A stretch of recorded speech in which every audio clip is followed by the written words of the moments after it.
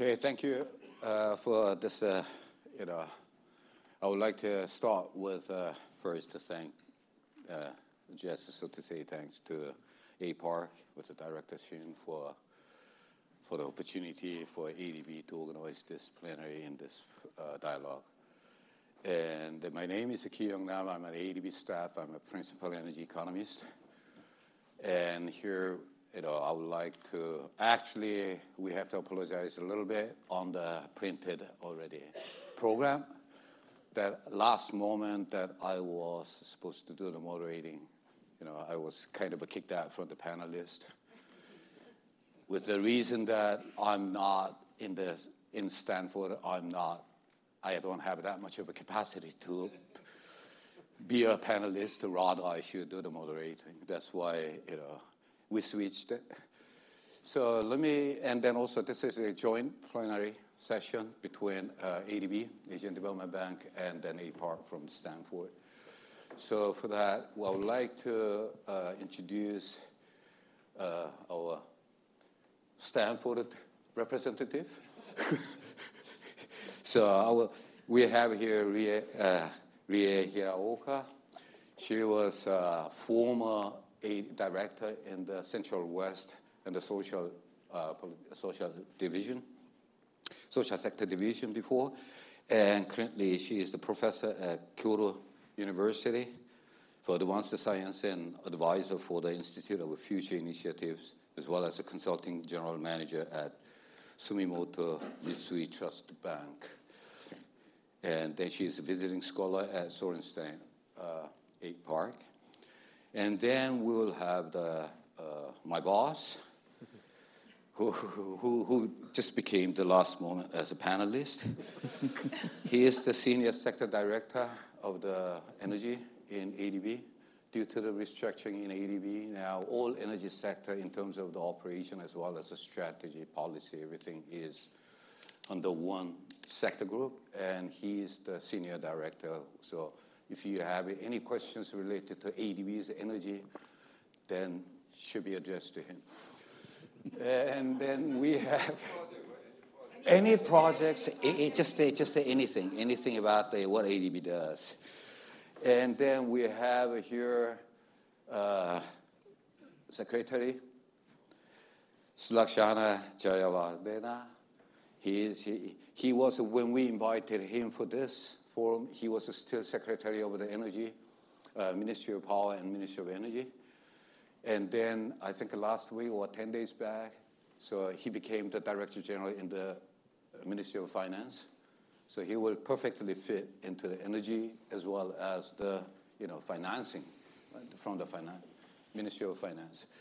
And lastly, we have here the Duncan McIntosh, who is he's not from the energy sector, but he is the senior regional maritime specialist in ADB transport sector.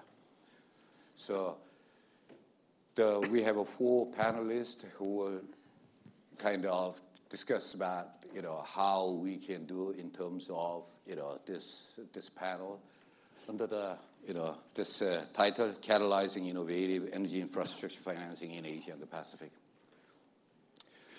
In general, the energy, it is, I know that this is the part of the, specialized or specific to the SDG Goal 9, but energy, we always concentrate on the SDG Goal 7 and SDG 13. However, all these 17 SDGs, that energy plays a kind of, direct or indirect contribution to these SDG goals here. So that's why, from the energy side, we are looking at from the supply side as well as the demand side for the SDG Goal 9 in terms of producer, at the same time consumer, and fancy word that you use in the energy sector as a prosumer, so to say. You are producing at the same time you're consuming. So with that, we are coming out with that. So, before we really go into the discussion on the, this plenary, energy has been the, crucial for all this innovation industry as well as the, climate change. All this, we are contributing that one. And still we are facing kind of energy, from the energy sector perspective, we have the kind of a trilemma that we have one side in the region, one side we are looking at the supply security issue at an affordable price, so to say. And then we have economic growth. And then we have to look at the, that energy system has to be environmentally compatible, so to say. So that's a dilemma that we are looking at from the Asia Pacific countries, where we have like a 45 member countries and the 45 Asian developing member countries on that one. We look at that one side, everybody looks at the climate change goal or something, but it has to be integrated and properly balanced. That we see it still in terms of energy security, we see it still like, 63 million people without access to the electricity, and also about 300 people in the region, 350 million without reliable electricity. And then when we look at the clean kind of cooling and clean cooking solution, in particular, when we look at the clean cooking, access to clean cooking, that we see that still about 1 billion is without access to the clean cooking. That will all, link to how the energy system has to be innovative and then environmentally sound, and that should be how this energy system has to develop. In order to do that, it requires a huge amount of financing of that one. And based on ADB study, that it is about, annually we are, the region requires about 800 billion annually. The investment is required for the energy sector development. And then almost, a lot of them are, transmission and distribution as well. But, we have to look at from the, climate perspective that we are all having the energy transition with the clean energy solutions. From the ADB side, when we say clean energy, it means that, we are looking at the renewable technologies as well as the energy efficiency supply side as well as the demand side. Energy efficiency that we are working on that one. So from that perspective, we would like to, I will just say, we didn't prepare any presentation here. I hope that our experts are, they would like to do more freely. So we invite, first I would like to ask a question, and they are a little nervous because they don't know what I'm gonna ask them. So I can ask anything, and then they should be able to, or they should respond to that and give the answers. So for Priyantha, as a Senior Sector Director of the Energy and the ADB, I would like to hear from you that, we would like to actually, that what does the energy sector in the ADB does along the line of the, this energy security and also, climate change and then economic growth. What is the contribution, how we are doing in the ADB on that? And then what do you see the kind of the challenge that ADB is facing in terms of as a development bank that, and then recently we call that also climate bank of the region. So, what are the challenges that ADB is facing? Thank you. Thank you very much, Dr. Nam. And first of all, let me thank the organizers for inviting us. This is the second time we are part of this dialogue, and we are very happy to be part of this dialogue as the most important development financing institution in Asia-Pacific region. Yeah, if I'm correct, we are the largest multilateral development bank in Asia-Pacific region when it comes to lending volumes. That is roughly about, if I can remember right, last year it was about $22, $23 billion altogether, out of which, major sectors are energy, transport, urban, and so on. Overall energy sector lending historically used to be about 20% of overall lending in the ADB. Going forward, obviously during the last couple of years, because of COVID and subsequent impacts on various economies, things had changed a little bit and the proportion went down in the infrastructure sectors. But hopefully we'll pick it up and go back to the 20% mark again. within the next few years. And in fact, hopefully this year itself, we might get back to that point. That is to start with. So overall, it's understood that there is no plan B as far as climate challenge is concerned. But at the same time, we have to keep in mind, as Dr. Nam quite rightly emphasized, it's not just environmental sustainability which matters, but also energy security and also energy access, particularly in a region, as he said, we have about, the last count was 63 million people without access to electricity, and about 1 billion people without access to clean cooking solutions. So that we have to keep in mind, particularly because, going back again, we are dealing with a region, except a couple of large countries, where the per capita emissions are very small, if you look at it, and the level of economic development is not as high. And they have not contributed to past, sins of, creating this climate change issue. They know they will be contributing a lot, but at the same time, they are worried, why should we be penalized for all this unless it benefits my population now? So the biggest challenge we have as the development bank in the region has been always to bring in the benefits to the local population, the countries, of addressing this climate challenge, which is eventually impacting the global community anyway, right? So without that aspect of it, it's going to be very hard. It has been a challenge in the past. 10, 15 years ago, it would have been very difficult for us. But fortunately, now it's easier because the costs of technologies, the clean technologies have come down drastically. But again, we have to keep in mind, we are more technical people. We are not comparing, we have to compare energy services of the two sets of generation types, the intermittent renewable energy and the traditional technologies we have had. The energy services are very different, as you very well know, because of the intermittency in renewable generation, most of the renewable energy technologies. So that means you have to couple that with storage and so on, which might make it a little more expensive than what people usually compare.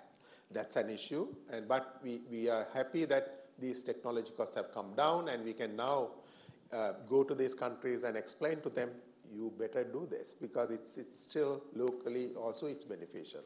Particularly small island countries, for instance, where they rely heavily on oil-based generation, definitely now renewable energy plus storage is comparable in terms of cost. And many other countries too, where you have very good hydro storage, that's a big battery, and you can bring in intermittent energy without any trouble, about 20 to 30% of the system. So likewise, there are many developments which have helped us to bring our case to push for renewable energy and clean technologies. That's a big advantage we have. So overall energy sector, therefore, if you look at our vision, we are looking at inclusive, just and affordable low carbon transition. We cannot leave out inclusive, just and affordability in the region and just go for low carbon. That we have to keep in mind. So ADB is actually the first development bank which basically said we are not going to finance any coal. That's in our Energy Policy 2021. No other development bank had been able to bring that into their policy by the time we brought it in. And also we have basically constrained investments in gas and also oil. We have said no investments in upstream, oil and gas, even midstream, no oil, only downstream oil and gas. Gas, of course, midstream, we still allow under very strict screening criteria. So we have been very, very careful in when it comes to financing fossil fuels. We will not do it unless it's absolutely required for energy access purposes. So that's what we have specified in the energy policy. So through that kind of interventions, we have been able to get our region basically addressing climate challenge. And to add to this, we have our own ambitions. We have been elevated our climate ambition to $100 billion by 2030. And also recently we have had capital adequacy framework revised, which gives us additional $10 billion a year of investment, out of which hopefully about 20% can come into energy, which means we would like to elevate our lending volumes from about $4 to $5 billion a year in the energy sector to about $7 billion in the coming years. And all of which will have to have climate financing. We have basically decided in the energy sector you cannot have a single energy project without any climate financing. That means every project will have to address climate challenge, and climate financing should be part of it.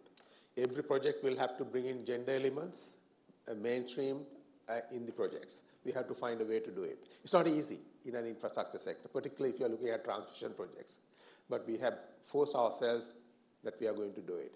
So we have been doing a lot in this, and hopefully that will be the way trendsetter for energy sector investments in Asia Pacific region. I stop there and add later on. I was going to stop you anyway.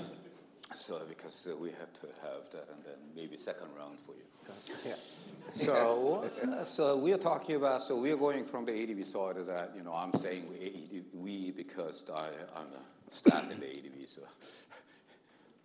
So what we do is a lot of this innovative, energy transition with this innovative technology or innovative, so to say, future energy resources such as ammonia, hydrogen, all these kind of things. But the thing is that, transition to the renewable energy or, clean energy technology, that, they are, one of the most important things that ADB's operation is kind of, private sector, so to say, private sector development or private sector shift, so to say, because as he was mentioning, even adjusted the price of the renewable technology is going down. So, and then also, as I mentioned in the beginning, that there are, still energy access issues, even in urban areas as well as the disputed areas, and then, small island countries or, this kind of isolated areas. So there, it became ever emerging kind of increasing, so to say, the role of the private sector development. And in particular, this is private sector from the SMEs because when it comes to the distributed or decentralized renewable energy system, including the microgrid or mini-grid, all this. So that, there is a lot of this role of the SMEs to play in this.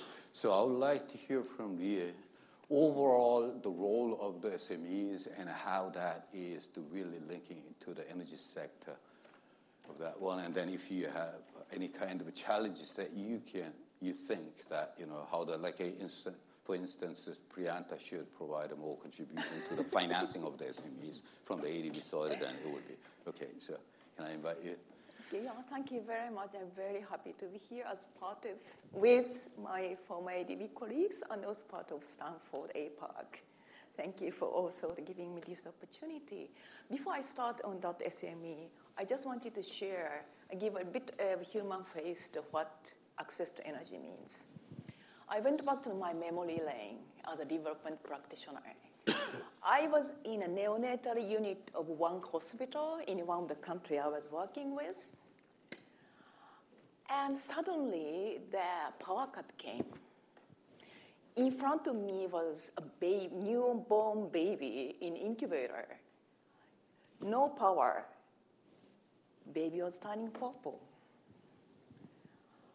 We immediately reported, of course, a nurse, and we saved the baby. But what that it means, even if you have access to grid, if it's not reliable power, that happens. So access to energy is really, really important. We talked about planet today a lot, but that's what it means to the person and people. So coming to my SME. So in Asia, small and medium enterprises mean a lot. Okay? 90% of businesses are SMEs. 2/3 of employment is SMEs. And depending on the country, 20 to 40% of GDP comes from SME. So we can easily imagine how important for SMEs to participate in our journey to decarbonize. And also, they also have a very important role to play to improve the access to electricity and energy. That's what 2 points. So they need our support to do so, but also we have to take advantage of their capacity to achieve our goals. So small and medium enterprises, very heterogeneous lot. Some SMEs are integrated with global supply chains of large companies already.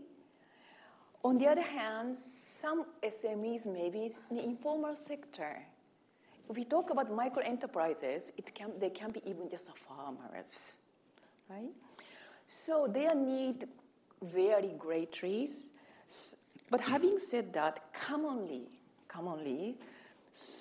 SMEs would need support in 3 things: financing, knowledge, and human resources to decarbonize their operations.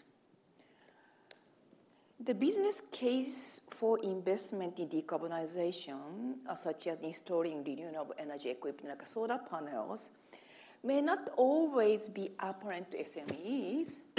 These investments often entail high upfront cost, and the results are not immediately available.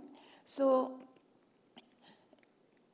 also, when you talk about financing, small and medium enterprises in developing countries have a problem accessing financing, regardless of sector or purposes. That's a fact. On top of that, sustainable or climate change financing is limited in developing countries compared to so-called developed countries.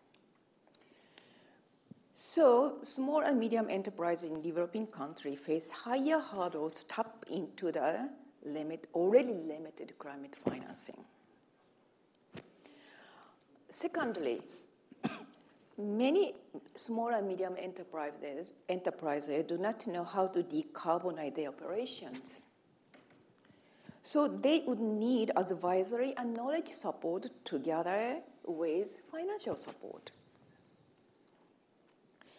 The public sector could play very important roles in closing the gaps, in financing gaps.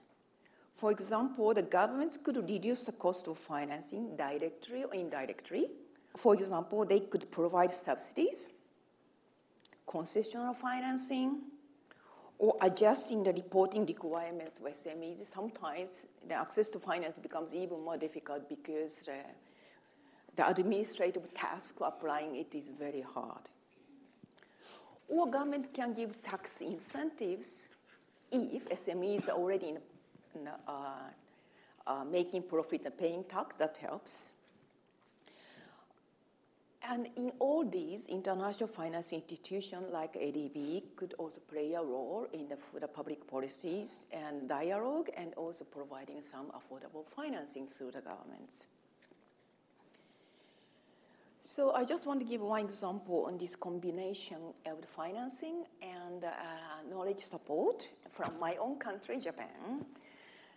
So the Japanese government support for SMEs in decarbonization includes consultation, online discussion, dispatching a specialist, subsidies, interest payment subsidies, and transition loans, research and development support. Yeah, so I don't always praise my own country, but this sounds like a very good program. So thirdly, I come to human resources. Another important factor in human resources is so-called green skilled workers. For example, solar power engineers and technicians in short supply, even in the US.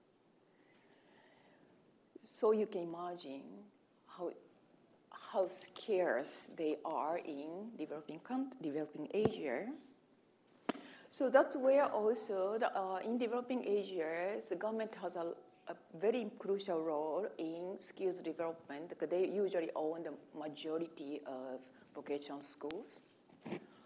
And also higher education is very important to produce green tech engineers. And so these are three areas they need support, and what the government can do together with IFR, International Financial Institutions. But here, apart from the support, I want to talk about what SMEs are important, the role that can play as a great source of innovation and new green business developers. Because small and medium enterprise are much more agile than the large ones, and much more innovative, it's proven statistically, more innovative than larger companies. Right? And they're coming back to just the context, in the context of community. We all know, and probably at least development practitioners know a couple of examples easily. Many of the technology cannot just fit immediately. It has to be adjusted to the context of the community. That kind of workflow innovation can probably most effectively come from small and medium enterprise existing in that community.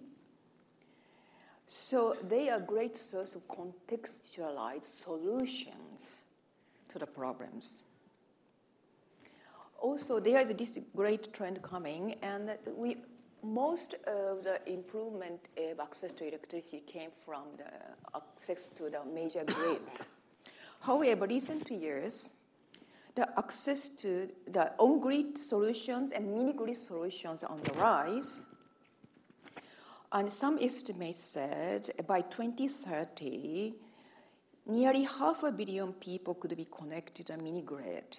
And mini-grids can be a very economical solutions to the hard-to-reach areas. Yeah?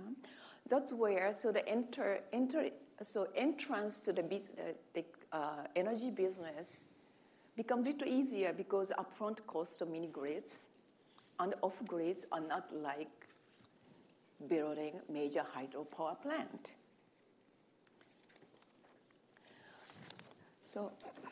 So many of those off-grid and mini-grid solutions immediately improve people's life, right? For example, in my case, that if in the tertiary hospital at that time, if there was a solar panel, immediately baby wouldn't have suffered.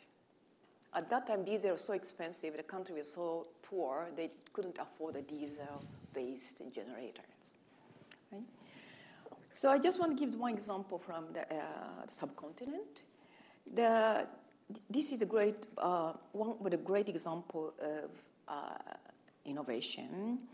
So this company, startup, started providing portable, affordable, and solar power pumps.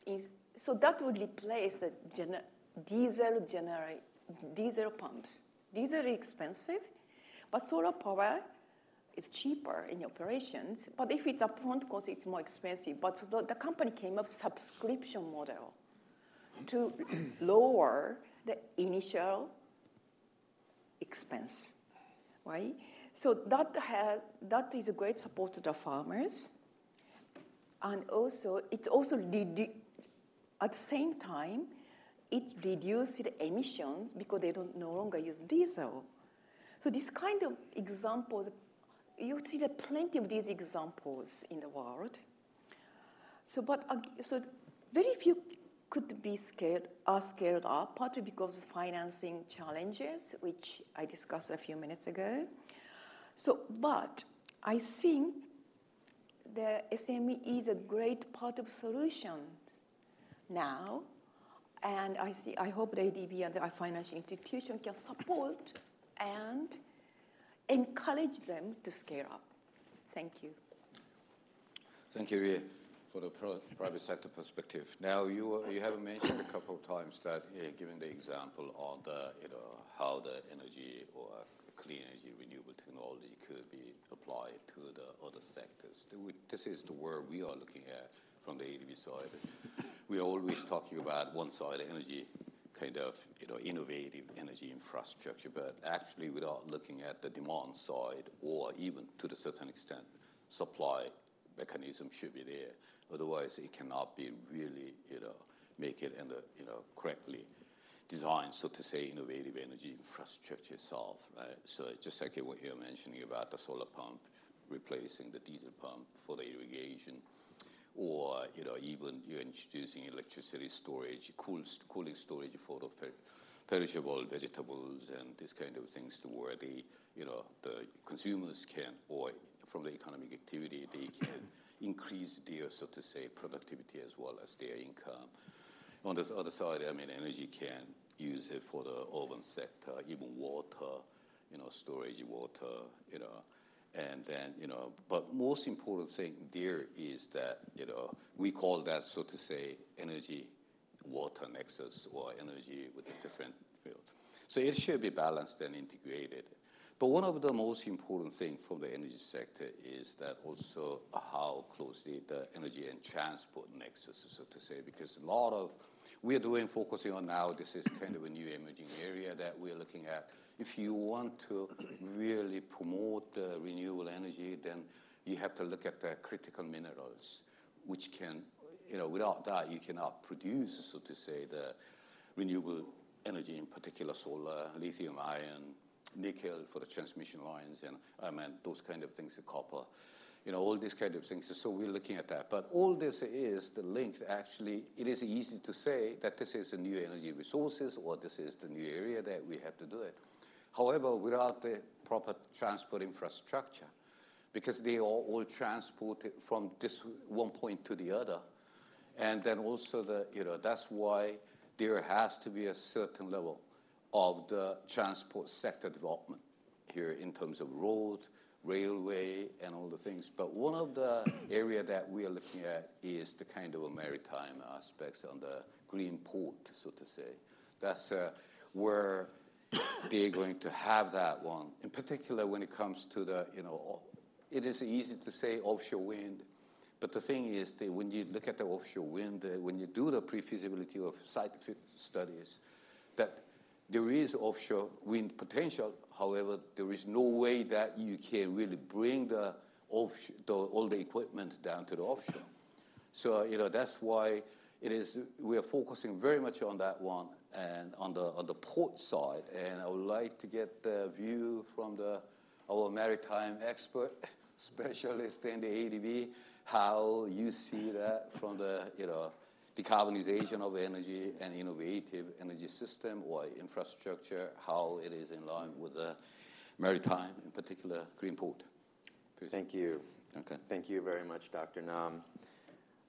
As Senior Director, Priyantha so expertly broke down for us, at ADB, our total operations in most recent years has averaged around $30 billion. And Senior Director pointed out that the energy sector makes up about 20% of that.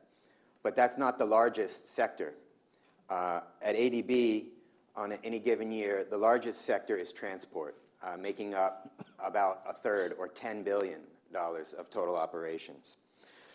So traditionally, that's land-based infrastructure, roads, bridges, et cetera. But last year marked a turning point at ADB. We underwent a complete reorganization at the bank that's resulted in a new operating model that comes along with a number of shifts. And one of the more important shifts is what we call the climate change shift. And you may have seen ADB's President Masa in the press recently positioning ADB as your region's climate bank. So we are and want to be the climate bank for Asia and the Pacific. And that's not just empty rhetoric. As Senior Director pointed out, it comes along with some very ambitious climate finance targets. And one that was mentioned was $100 billion in climate finance alone by 2030. Now, if you look at our total operations is $30 billion in a year, to get to $100 billion in climate finance alone by 2030 means that we are actively seeking out what we call emerging areas where we can take a programmatic approach toward expanding our operations. So we not only have this ambitious climate finance target, we also have the Paris alignment mandate, which means 100% of our operations now must be aligned with the goals and targets of the Paris Agreement. So we've identified the maritime sector as one that does hold a lot of potential for us to help achieve this very ambitious climate finance target. Some of the reasons we're interested in maritime are, first, we recognize that maritime transport is critical to global prosperity. We know that 90% of cargo by volume is carried by sea, 70% by value. We know that shipping is the most efficient mode to move 1 ton of cargo 1 mile. It's 47 times more efficient than air transport. It's still 10 times more efficient than truck. We know that 60% of all goods that are moved by sea are loaded or unloaded in developing country ports. And Asia, as a region, loads or unloads more cargo than any other region, about 60% of the global total. So although we know shipping is very efficient, the most efficient mode to move cargo around the world, it's still, nonetheless, a very dirty sector, burning heavy fuel oil for the most part. So while shipping is dirty and it's critical to prosperity, it's not accounted for in the Paris Agreement. If shipping were a country, it would be the 6th largest emitter of greenhouse gases, right, between Germany and Japan. So not being accounted for in the Paris Agreement, we also can point out that shipping emissions are headed in the wrong direction. The last decade has seen about a 20% increase in emissions from shipping.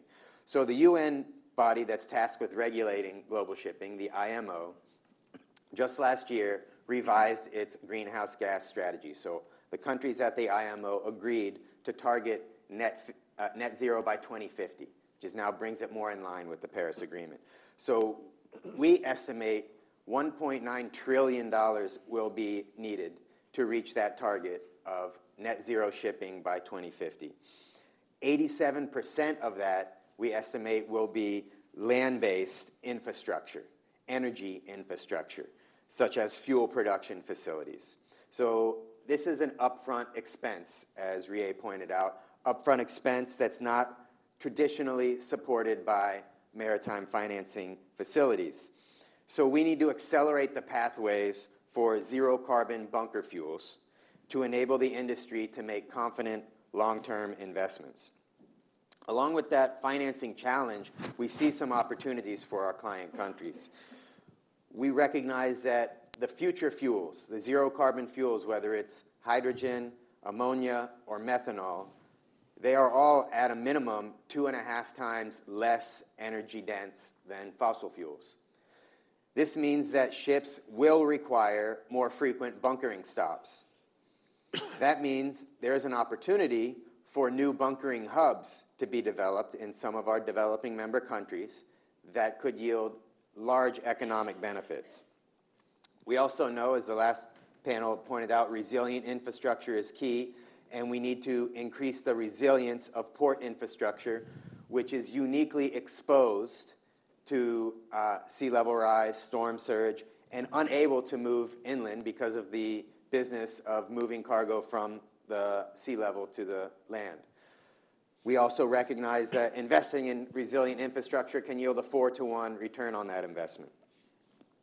Now, as we heard that the energy transport nexus is critical to the energy transition, today, 40% of all cargo that's moved by sea is energy related. So energy is already at the nexus of what happens at ports. Therefore, this energy transition should take place at and near ports. So decarbonization will therefore depend upon the development of these new fuels at or near ports.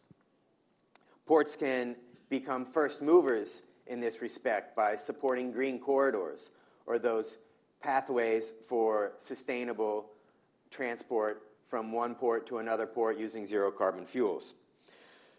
So ADB has recognized all of this, and next month we plan to launch a new flagship at the UNFCCC COP in Azerbaijan, and we're terming this the Maritime Decarbonization Initiative.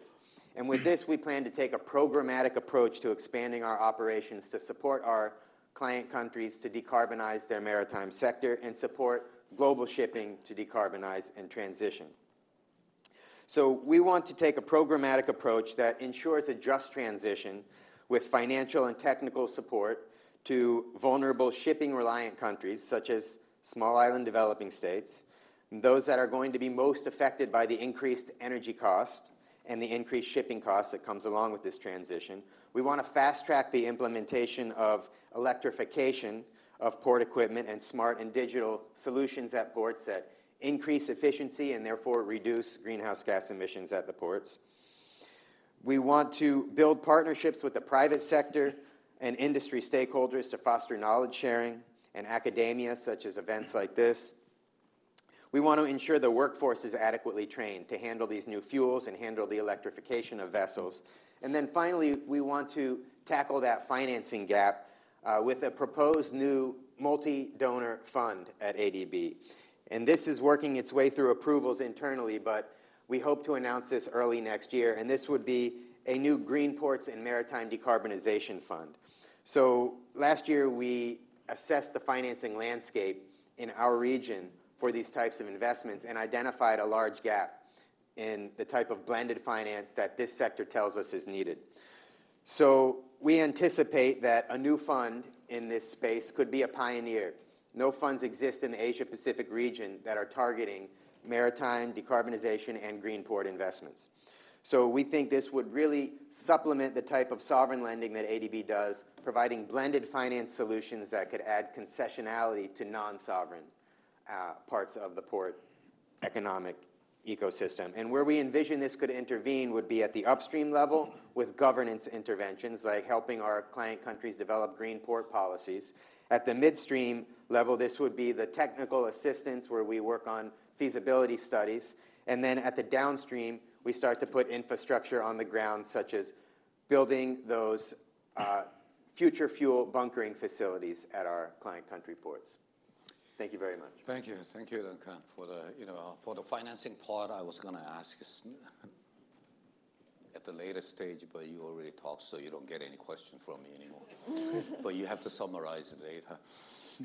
That's the way we do it. Anyway, for the transport, one of the reasons why transport is the way ahead was we are similar when I joined ADB, but due to the cost, reduced the cost in terms of the renewable energy, as well as we are shifting to the private sector operations. That's why it was a little bit, but it is correct that we are looking at that part. And of course, that is very important, this green port. The reason is because we are looking at as new energy resources like hydrogen, ammonia, methanol, those kind of things. Not only the carrying, but also that is the source for replacing the diesel from the freight ship. So that's why is. So this is the green port that we are, somehow collaborating each other on that one from the energy portion that we do transport is from the Duncan shop. So having said that, we discussed about what we do in terms of the innovative energy infrastructure, and then also in the role of the SMEs in the private sector, as well as the other nexus, in particular with the transport and from the energy sector perspective. Now, I would like to invite our secretary to talk about actually what is happening in the field, actually what is happening in the country. So what are the challenges in terms of the innovative infrastructure, and where the challenges are living, and then where how you are considering all this financing of this type of things. We'd like to have it. Thank you, Dr. Nam. In fact, before going with the challenges and other relevant aspects of renewable energy development and sustainable energy development, I would like to give a brief of the situation of the country, because that will give a better understanding about the energy sector of the country, Sri Lanka, and also you will get better understanding about the challenges that we are facing in terms of development of infrastructure and also other relevant areas. So when it comes to the Sri Lankan context, we get like 35 to 40% of our energy requirement, electricity requirement from hydro, and another 10% from other renewables like wind and solar. So balance from another 35 to 40% from coal, and the other part or the portion is from thermal power plants. So with this development in terms of, because Sri Lanka is also in a sort of vulnerable position. If you go through some of the indexes, you will see that we are, most of the time we are within first 20 countries in terms of climate change impacts. So our emission is very low, but still government has planned or envisaged to achieve 70% of our electricity requirement from renewable energy sources by 2030. So within this, 2024, we are in the latter part of 2024. So 2025 to 2030, we need to add at least another 4,000 megawatt from renewable energy sources. In that context, we basically focus wind and solar, because we have developed our hydro potential up to the level of optimum level. So we basically focus wind and solar, and government has identified the capacities that we need to add to the system in each year to achieve this 70% target by 2030. And also we have target to achieve carbon neutrality by, I'm talking about the electricity sector, electricity generation, by 2050. So in that context, in each year we are planning to add capacities to the system, basically keep in mind of these policy targets. And also in the meantime, based on the carbon emission reductions, we plan to reduce, based on the NDC commitment, we plan to reduce 5% of our carbon emissions comparing business as usual scenario by 2030 on voluntary basis, and another 20% from conditional basis. So we basically working with this plan to develop renewable energy potential in the country. In that scenario, we have a lot of challenges. When it comes to the challenges, there are a number of challenges, technical challenges, and financial challenges, and some other like political challenges, legal challenges. There are a number of challenges that we are facing in this endeavor. So technical challenges, because Sri Lanka is an island nation and we have not connected to any neighboring country. Our requirement, per day requirement to meet the peak demand, our requirement is approximately 2,500 to 2,700 megawatt to meet or the cater the peak demand. And our annual generation requirement is 16,000 gigawatt hours, approximately 16,000 gigawatt hours. We predicted that this will be increased up to 28,000 gigawatt hours by 2030. So there are a number of technical challenges because, as I told you, we have not connected to any other systems, neighboring countries. We do have the plan to connect to India, but still we do not have any connection, interconnection in terms of electricity with neighboring countries. So our system is isolated system. We are focusing to develop, as some of the speakers mentioned, the sources with the intermittency in nature, and some of the sources are seasonal because wind, of course, we can't generate electricity throughout the year. and solar, of course, intermittent in nature. So we should have enough battery storage or the storage facilities, and also transition development, because to maintain the system reliability and also other technical requirements, we need to address that technical challenges. So there is a requirement, huge requirement on development of infrastructure, like transmission lines, grid substations, because when it comes to the renewable energy sources, the potential is available somewhere else, where the load centers are somewhere else. So we need to have interconnection in between these two places, potential areas and also load centers.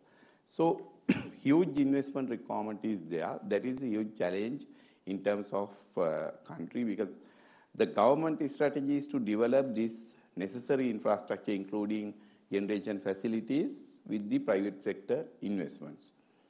When it comes to the private sector investments, we facilitate, as a government, we facilitate these investments, especially foreign direct investment and local investments, but still there are a number of challenges in terms of financing. So when it comes to the financing, we basically rely on conventional type of investments, like getting financing facility from lending agency, multilateral or bilateral financing banks, or any other conventional type of sources.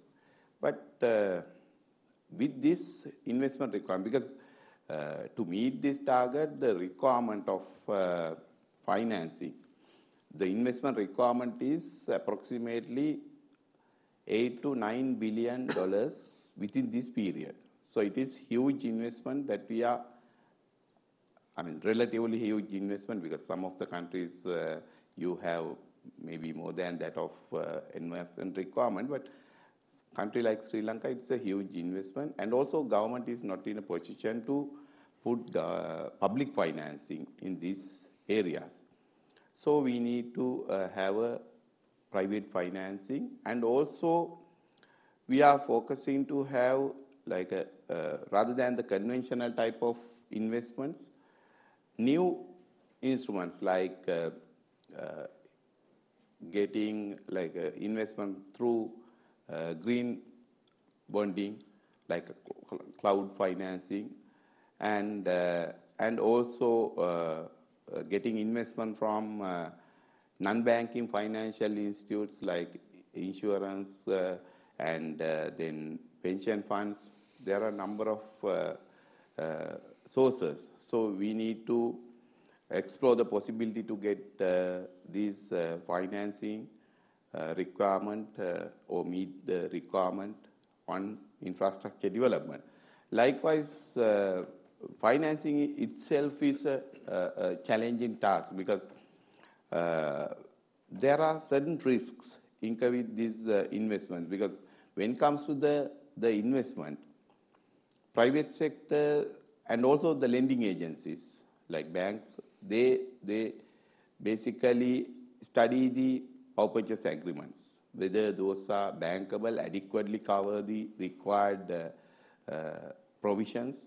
So they basically focus on these areas, and we need to develop our power purchase agreements which will be fit for these requirements and or they meet the requirements in terms of bankability. And also the other thing is off-taker risk. That is also one of the key challenge prevailing in the country, because we do have single buyer model or the monopolistic market, regulated monopolistic market. So that is also key challenge prevailing in the country in terms of financing. And the other thing is, to certain extent, political stability. That is also one of the key challenge in terms of renewable energy development in the country. So likewise, and also the other challenge is when When it comes to the renewable energy development, the land requirement is 4 times of conventional type of conventional type of energy development. So those are challenges prevailing in Sri Lanka in terms of renewable energy development and also energy sector. So in brief, I can tell this. Later, we can elaborate it more. Sure. Thank you. Thank you, Secretary. So I think we are running just a short. You was mentioning about issues, challenges in terms of financing. We're not talking about this big, like in different types of methodology modeling, like in case of nuclear power, where upfront cost is high. There is kind of phased financing, return on investment. It's not happening in the with a time lag. That's why there is very difficulty on those things. But the thing is, in terms of renewable energy development, for the innovative, infrastructure and energy sector. So I would like to ask you, before we open the floor for the Q&A, just very briefly, what are the modality that ADB is using it, in addition to the green and blue bonds that we are issuing? Yeah, I mean, I quickly run through the kind of modalities which we use to help the, not just the renewable energy, but generally overall financing, but renewable energy sector will benefit quite a lot from this. One important thing, as you heard from the earlier panels, is that policy implementation is very important. So when it comes to renewable energy development, policy is very important to bring in policies and implementing them. So we have what we call a modality called policy-based loans. What we do is we bring in money and then to the government budget, generally to the treasury. If certain policy elements are achieved, policies are achieved and implemented, we basically disburse money to the government to do whatever they want, expecting them to do the right thing, obviously. That's one modality, basically to make sure that the right policies are brought in and implemented. And we monitor it, and we usually do it in tranches. Different tranches are aligned with certain level of implementation of certain policy elements. So that's one modality. That will basically set the stage, the investment environment. One good example is, let's say you bring in an independent regulator who has the right to do things, the right things. That may be one of the policy elements. So then we have obviously the standard one, project loans. If you have specific projects, the sovereign public sector can lend to the governments to implement certain projects, like for instance, as Sulakshana was talking about, transmission requirements. Transmission generally is public sector, and for transmission investments, we really need sovereign investments to come in, usually. So we lend a lot of, roughly about half of our investments in ADB in the energy sector is for network services, transmission and distribution. So that we do project loans. Not just the public sector, but also private sector. We have a private sector arm which can lend to specific projects in the private sector. No government guarantees or anything required. It's basically lending to the private sector, making sure that we are not crowding out the commercial banks and others. We are not supposed to undercut any of the commercial lending institutions. We are there to support, because when ADB comes in, you can basically crowd in other sources of financing because of the nature of our, the credit ratings of our investments and so on. So that's private sector window. The advantage there is actually, in general, we have taken a call that public sector will not finance renewable energy generation. We would like private sector to come in, because that's a sector which can attract a lot of private sector financing, and the investment requirements are enormous. Why not we leverage private sector financing in that particular subsector? So if you look at ADB lending, you see a lot of private sector investments are in renewable energy generation, and not so much in the public sector. Of course, we might go into specific countries where some level of demonstration type of projects are required, then we do. Not otherwise. We try to bring in as much private sector investment as possible in the generation sector. So they are project loans. Then, of course, public sector and private sector can come in as guarantees, for instance. I mean, we basically guarantees, let's say, Sulakshana was talking about off-taker risk, basically honoring the PPAs. We basically bring in guarantees to make sure that the offtake honors the PPAs. If something goes wrong, we theoretically we pay out of our funds. That's the guarantee, and that's counter-guaranteed by the government. So we pay, but we make sure that the government pays us. But frankly, we hardly get any defaults when it comes to these kind of guarantees. And because government makes sure that the off-taker, which is usually a state-owned utility, pays. Otherwise, the government will have to pay, and then that kind of default is not going to go well with the credit ratings for the country and the utilities. So those are guarantees. Then, again, Sulakshana was talking about the necessary to develop capacity and all sorts of other soft interventions where we bring in technical assistance money. That's usually in grant in nature, grant funds. We support all these utilities, we support off-takers, we support even the private sector using these grants to develop their capacity to implement renewable energy projects, maintain them and operate them and so on. Not just human resource capacity, but also everything else needed for that kind of thing. So that's another way of bringing in. And on top of all this, we are quite good in bringing in other sources of financing, grant finance, philanthropies, and other concessional financing. As I said, at the end of the day, the country should see these as benefits to the countries. Of course, eventually, it's a benefit to the global community because of reduction in emissions. But unless it's seen by the country as a benefit to the country, it's very difficult for us to persuade them to borrow money. So one of the ways is to bring in concessionary financing. We have, climate investment funds for it. So we have, climate technology funds. We have all sorts of, philanthropies like GIEP, and things like Bill Gates Foundation for certain things. So we try to crowd in those philanthropies, grant financing to make sure that we can sweeten our, investments in the sector. These are various ways of bringing in financing to help these countries to invest in. Thank you. Thank you. There is also for the SMEs, the financial intermediate, FIL is a unit. Right. And then also we are providing for the fragile countries or small island development countries. We take it out a little bit of the Fiji, but we provide a Pacific Island countries is the grant. Because we just provide only grant. There is no kind of loan, so to say, the payback.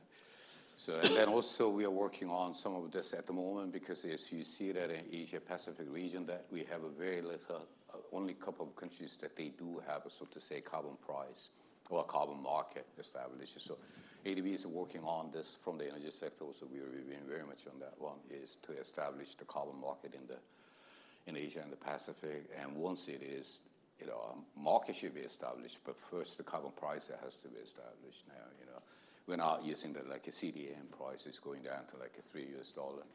So, what we are doing in the ADB is we are using kind of a shadow price of the, carbon price, and then we're doing that also.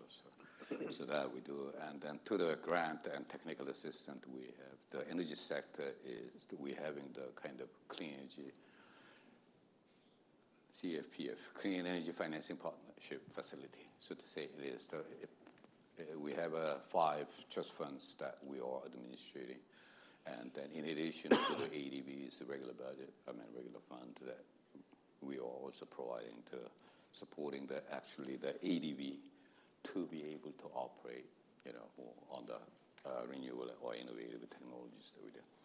So with that, I think we'll stop here with all this so that I don't have to, unless that you would like to comment something before we open it up, or let's just have the question first and then, and then we'll try to respond. I have a question. How does ADB make sure ensure country ownership in its programs? Make sure that your lending and all your other activities are in line with the development goals of your member countries, and particularly because your cooperation with this private sector was mentioned a couple of times, particularly in these private sector activities. How do you ensure country ownership? Thank you. Thank you. Thank you. That's a very good question for Priyantha. to respond. I could respond, but he may do it better, more in the detail and short. Actually, when it comes to our project cycle, we usually start with what we call country partnership strategy. In that, we have a very close dialogue with the government when we develop this strategy, usually for a 5-year period. Then we have a rolling plan in between. We have a strong dialogue with the government, exactly looking at what the country priorities are. We have our policies with our priorities and the country priorities. We make sure that they are synchronized. Usually, they are very similar when it comes to energy sector, for instance. Of course, there are areas, countries might say that, we really need to invest on a coal power plant. Then we say, sorry, that's not our, forte. But if you want to invest in a coal power plant, we advise you may not get funding at all from anybody. So you better think of something else. So like that kind of advice we provide. So part of our whole exercise is policy dialogue. We have a very close dialogue with the government on the kind of policy they should follow, what the country needs. And of course, they have their own thinking on what the country needs. We provide inputs and more context as a regional bank, the global context, so that they can make the right decisions. We don't force anything down the throat, this is what you should be doing, but still they can do whatever they want. But that dialogue ends up with eventually what we call country partnership strategy. It's a longer term strategy which can be adjusted as we go. And then we move on from there and identify individual projects based on that strategy and based on the resource requirements, resources which we can provide. For instance, the resource requirements are huge in countries, whereas we can lend only so much. And there we try to get as much as possible private sector financing. And just to give you a number, when we usually lend, let's say $20 billion a year, we can bring in another co-financing roughly in the range of about another $10–15 billion. So about half of what we, 50% or more, we can bring in as co-financing from other partners. So we have that ability, and we try to bring that in as part of investments in this country. So that's how we develop, make sure that the country owns it. And we look at it almost every year like it's kind of a rolling plan, up to the level of individual projects to make sure that they own. And then we support them to invest, then we support them to build, and we sit with them throughout the project development and until the commissioning. Then afterwards also we have this continuous process of engagement in a sector. So even if we don't, even after finishing a particular project, obviously there will be another project coming up. During that process, again, we have this dialogue, what happened in the previous project is still running, the operation and maintenance and all that, we usually have that dialogue on a continuous basis. So it's a kind of a, continuous engagement. Sure. Yeah. So each year we have a specific pipeline, and then certain time of the appraisal stage, and then we do that, and then we have to sign the loan agreement, so to say, or any kind of a grant agreement with the government. So the full ownership is with the country. Okay. So my name is Marcia Vanderberg, and I'm the former chief executive of Pacific Pension Investment Institute. And we had a very close relationship with ADB for a number of years. We're the private service office. So my question to all of you from ADB is how the ADB's initiatives in this energy financing initiatives, how you stack with other multilateral banks around the world. Are you in a lead position in terms of what you're doing, your whole program? I'm very impressed with the transportation initiative and what you intend for the next COP meeting. But I'd be very interested in how you stack up, and would like to suggest that organizations like the Bretton Woods Committee would be very interested in what you're doing, because they look at multilateral banks and how they're trying to promote climate finance. Thank you. Thank you. Another good question for Priyantha. The thing is that They are yes, also either but, ADB or ex-ADB. No, the question is for ADBs. We have some. We have one initiative that we did that he will explain, and then the other one that we are doing jointly with the World Bank, Islamic Development Bank, and even the capacity building. We also counted as a knowledge bank in the energy sector as well. I mean, knowledge bank, and we're doing a lot of knowledge work as well. We didn't presented this in the discussion. So we are doing a lot of this with innovative, kind of in collaboration or in cooperation with like a UN system, and even the capacity building we're jointly doing on those kind of things. So even the investment, we're doing certain transmission line or substation that, World Bank does that part, and then ADB takes that part, all this kind of things. So we are collaborating very much together with other multi-donors or IFCs. But in terms of initiative, we have various initiatives. But the thing is, the most recent initiative that he will respond to that on that ETN. Yeah, you are right. I mean, at the end of the day, it's very important that all these development financing institutions, whether it's bilateral or multilateral, coordinate interventions, not just in specific country, but also in the region.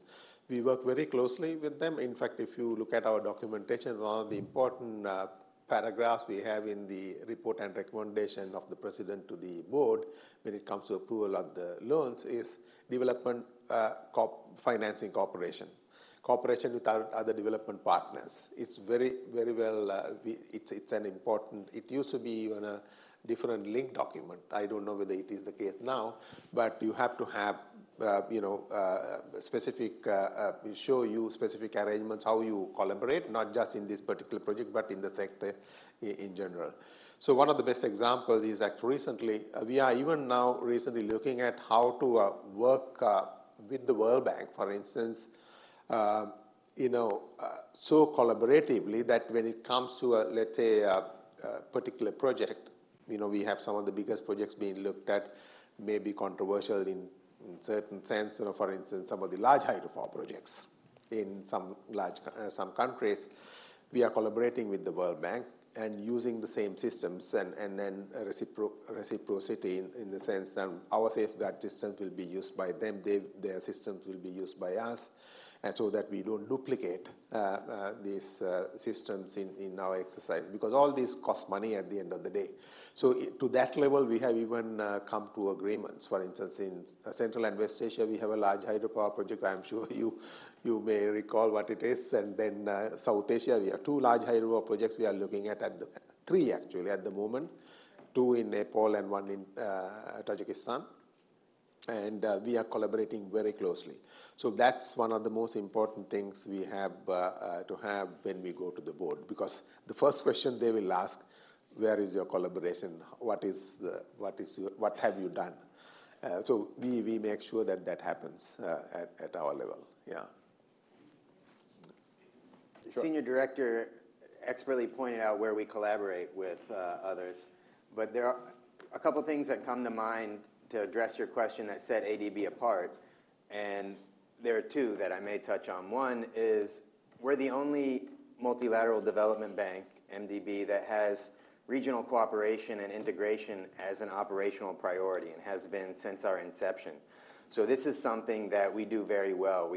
We call it RCI, and it's one of our operational priorities that has its own focus, its own KPIs, and we do that very well, which enables us to harmonize policy, for example, across the region. The other thing I would say that sets us apart is that our private sector operations department that we've heard Senior Director and others mention and bring up today is in-house with ADB. Unlike the World Bank, say, has the IFC as a separate organization. So with us, when we deal with a country and we do those country partnership strategies, when they have planned projects that involve blended finance of private and public, we do this all under one roof, which allows for very streamlined coordination. And that's something I think that we do, if I may say better, but we do it differently than others. Just to add to that, Okay. The regional cooperation is one of the principles out of 5 principles of the Energy Policy 2021. So that's there. And also one important example, what he just mentioned, is what you call energy transition mechanism, a specific flagship initiative which ADB has initiated. And the first, basically accelerated decommissioning of coal-fired power stations. That's the intention. And we collaborate very much with the private sector, the government, and some of the bilaterals involved in some coal power plants to do this.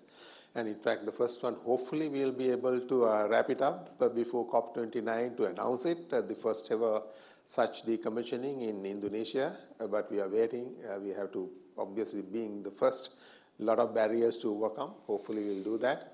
But we have initiated that in Kazakhstan. We have some interventions in the Philippines. And in fact, India, we have a very advanced private sector project under this flagship initiative. And we might have something in Vietnam. So it's moving quite well. Hopefully once first one is closed or wrapped up, we will have much more afterwards. This is a very important initiative because people always forget the existing stock of coal-fired power stations, what to do with them. Everybody talks about the future, but we need to realize that in Asia-Pacific region, 50% of our power generation is from coal. That's huge. And 25% of the CO2 emissions in the energy sector comes from coal power plants. So we need to do something, and this is an initiative which we have taken up as a challenge, and hopefully we'll be able to do a good job of it. Could you please repeat the name? Energy Transition Mechanism, ETM. ETM. Of course, it seems a very generic word, but we have the propriety for that. So one of the ETM mechanism is that it will open up the opportunity for the private sector, mostly, not necessarily only the private sector, but also public sector intervention on the opportunity for the renewable technology to compensate the capacity that was supposed to generate. So we are estimating all the opportunity cost of the ETM, and then repurposing to the renewable clean energy solutions on that one. So it is not only the ETM, the whole objective is not only the early retirement of the existing, not those ones, even the captive power as well, but not those old ones the next year is going to be closed anyway, technical life. No, not those ones which is operating very well. That we would like to have early retirement and then repurposing that with the clean energy. Okay? If there is one more question, if you allow that, we take it. Otherwise, we'll stop here. There is one more question on that one. Yeah, it works. My name is Jun-Hyun Park from the Korea Environment Institute, KEI. And at KEI, we are currently leading the consultation for KOICA in mainstreaming the climate resilience in KOICA's development programs.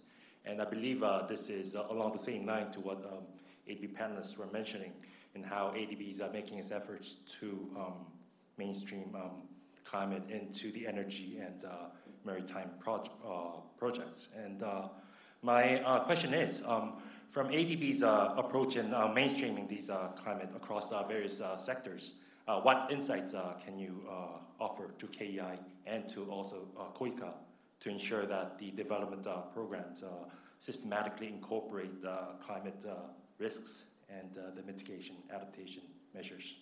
Thank you. I must say it's a topic for a whole panel discussion. Right? No, let me explain. Being a Korean, so I'll respond to that one.